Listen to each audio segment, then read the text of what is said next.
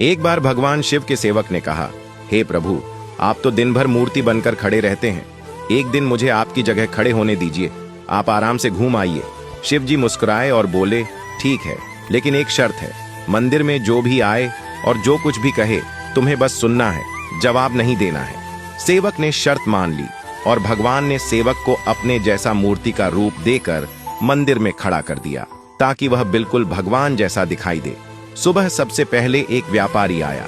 उसने भगवान के सामने माथा टेका और जैसे ही बाहर निकला, उसका बटुआ गिर गया। सेवक बहुत बेचैन हुआ। मन किया व्यापारी को आवाज देकर बटुआ लौटा दे, लेकिन भगवान की शर्त याद कर चुप रहा। कुछ देर बाद एक गरीब आदमी आया। उसने भगवान से कहा, हे प्रभु, मेरे बच्चे भूखे हैं, कुछ मदद कर दो। तभी उसकी नजर बटुए पर पड़ी। उसने भगवान को धन्यवाद दिया और बटुआ उठाकर चला गया। फिर एक नाविक आया और बोला, हे भगवान, मैं 15 दिन के समुद्री सफर पर जा रहा हूँ, कृपा करना। वह जैसे ही बाहर निकला, पुलिस आई और उसे बटुआ चोरी करने के इल्जाम में पकड़ लिया। यह देखकर सेवक खुद को रोक न पाया और चिल्ला पड़ा, यह गलत है। बटुआ तो उस गरीब ने उठाया था, इसे छोड़ो और उस गरीब को पकड़ो।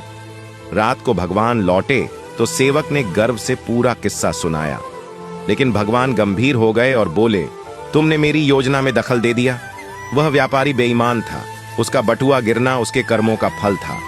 गरीब को बटुआ इसलिए मिला ताकि वह अपने बच्चों का पेट भर सके। और जहां तक नाविक की बात है, तो उसका जहाज तूफान में डूबने वाला था। पुलिस द्वारा पकड़े जाने से उसकी जान बच जाती, लेकिन तुम्हारे बोलने से अब गरीब जेल चला गया और सब गड़बड़ हो गया। फिर भगवान बोले, सेवक याद रखो, जो कुछ भी होता है उसमें मेरी योजना होती है। तुम्हारी नजर सिर्फ उस पल की सच्चाई देखती है, लेकिन मैं संपूर्ण समय और कर्मों को देखता हूँ। इसीलिए जब भी तुम्हें कुछ गलत लगे तो समझ लेना कि मैं तुम्हारे भले के लिए ही कर रहा हूँ। हर हाल में मुझ पर भरोसा रखो। निष्कर्ष, कभी कभी हमें जो चीज गलत लगती है, वही असल में हमारे अच्छे के लिए होती है। भगवान की योजना हमेशा हमारी सोच से बड़ी और गहरी होती है। इसलिए हर हालात में भगवान पर भरोसा बनाए रखना चाहिए, क्योंकि जो भी होता है वह हमारे अच्छे के लिए ही होता है।